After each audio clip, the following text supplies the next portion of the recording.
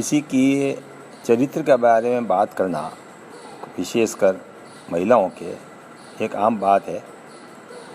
परंतु जब कभी चर्चा करना आसान है, पर जब कभी ये अपने ऊपर आती है तब आदमी सब कुछ भूल जाता है।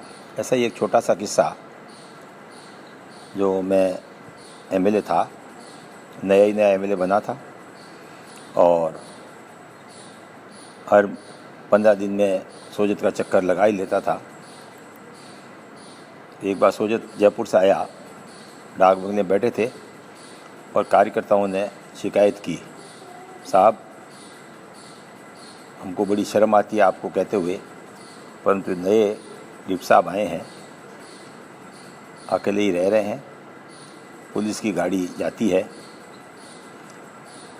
और एक महिला जिसके आचरण के बारे में सबको पता है, वो जीप में बैठ के आती है, रात भर डिप साहब के घर में रहती है और सुबह पुलिस की गाड़ी वापस उनको घर पहुंचा देती है।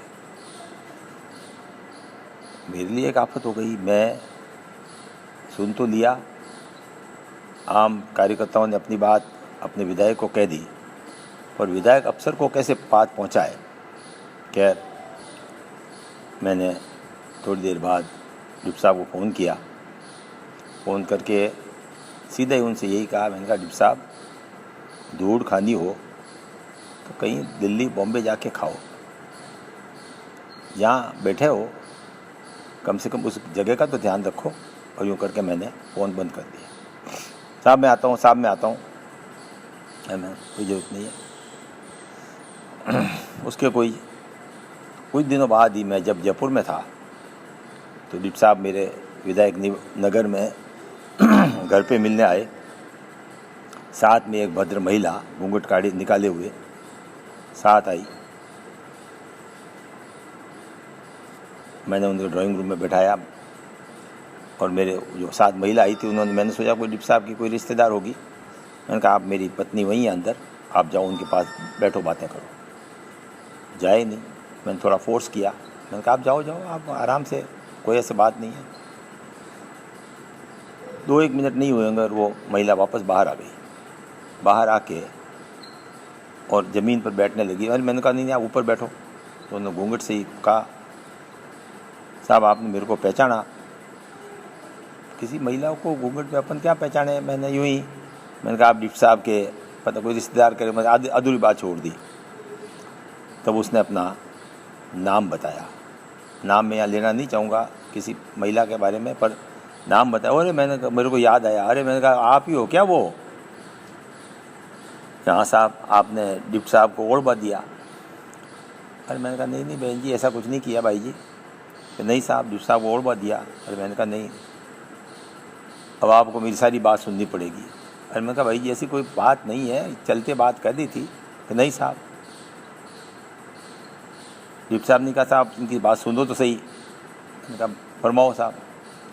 और उन्होंने अपनी व्यक्तिगत व्यथा शुरू की कि जब 13 साल के थे तब उनकी शादी कर दी, 15 साल में ससुराल भेज दिया और 17 साल की उम्र में वो विधवा हो गई। अब पीर वाले ससुराल भेजें, ससुराल वाले पीर भेजें, खाने को पूरा दे नहीं, कपड़े पूरे दे नहीं, और बड़ी मुश्किल कंडीशन में 10-12 साल निकाले। आखिर में थक के सोजत आ गए। सोजत आके एक सिलाई मशीन खरीदी, कपड़े सिलने आए नहीं, भूखे मरने की स्थिति बन गई। एक दिन कोई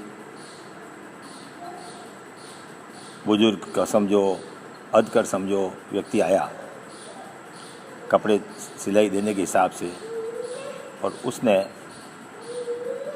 उनका कहना था मेरा हाथ पकड़ लिया और जाते समय मुझे 200 रुपये दे गए। 200 रुपये उस समय काफ़ी बड़ी रकम होती थी। और तब से मेरा ये धंधा बहन जी कह रही शुरू हो गया। और आज मैं हर बात से तकलीफ़ में नहीं हूँ। मेरे पास अपना खेत है, मकान है, पर साहब अब मैं तंग आ गई हूँ इस धंधे से। तंग आ गई, बंद कर दो। कहता आप बंद तो क्या कर दूँ, ये मुझे ये फालतू आदमी ये छोड़ेंगे नहीं। अब मैं साहब इस गंदगी से, इस कचरे से, कीचड़ से निकलना चाहती हूँ। आप बड़े आदमी हो, दीवान साहब हो, मेरे को आप बड़े में एक छोटा सा कमरा दे रहा हो, वहीं पड़ी रहूँगी और ये लुक्के मेरे पास वहाँ पहुँच नहीं पाएंगे। मैं बड़ा धर्म संकट में पड़ गया। मैंने कहा था अब इनको अगर मैं रखूं तो दुनिया क्या कहेगी, देखो कैसी महिला को रख लिया। दुनिया कहेगी कि क्या इनका दिमाग खराब हुआ है। और नहीं रखता हूँ तो एक अबला स्त्री जो कि कीचड़ में फंसी हुई है, वो निकलने की कोशिश कर रही है। अपने दीवान साहब विधायक महोदय के पास आइए, शरण मांग दें। और विधायक महोदय की, दीवान साहब की इतनी भी हिम्मत नहीं है कि उस महिला की मदद कर सके। मैं बिल्कुल चुप हो गया, क्या करूं क्या नहीं करूं। फिर इससे निकलने का एक ही उपाय समझ में आया। मैंने कहा डिप्टी साहब अभी तो आप सोजत पधारो, वहाँ आने के बाद अपन फिर बैठ के इसके बारे में बात करेंगे। वो महिला जा ही नहीं कि अब तो मैं आ गई हूँ, तब मैं यहीं आपके बर्तन मांजूंगी, यहीं पड़ी रहूँगी, पर अब मैं कीचड़ में ही नहीं जाना चाहती। बड़ी मुश्किल से समझू के और उस महिला को वापस सोजत भेजा। मैंने कोशिश करके डिप्टी साहब की तो ट्रांसफ़र करा दी और इस किस्से को भूल ही गया। आज वो महिला दुनिया में नहीं है, तब ये बात मैं कहने की हिम्मत कर पा रहा हूँ। वाकई बात सही है। अपन कहने को तो किसी महिला को कह देंगे उसका आचरण खराब है, किसी पुरुष को कह देंगे, पर जब वो अपना आचरण ठीक करने, उस कीचड़ में से निकलने के लिए आपसे मदद चाहेगी तो दुनिया में कोई उसको मदद करने को तैयार नहीं। इसलिए ये धर्म संकट जब कभी किसी को क्रिटिसाइज़ करें, विचार करें, अगर अपने ऊपर ये बीते तो क्या अपन सक्षम है कि उसका कुछ निराकरण कर सकें। तभी अपने को अधिकार है किसी के बारे में कुछ कहने का।